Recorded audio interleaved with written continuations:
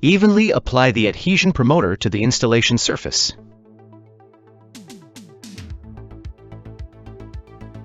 Peel off the backing from the double-sided tape on the door sill.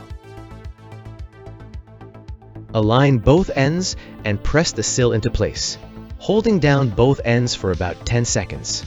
If the temperature is below 54°F, you can use a heat gun or hair dryer to improve adhesion. The magnet alignment ring on the black surface of the door sill.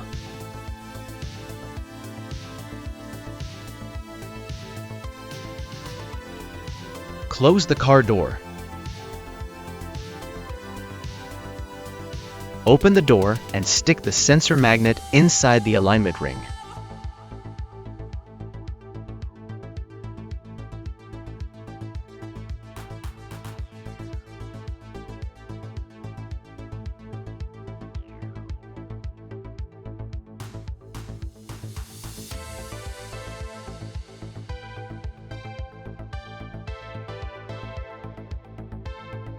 Peel off the alignment ring, leaving the magnet in place.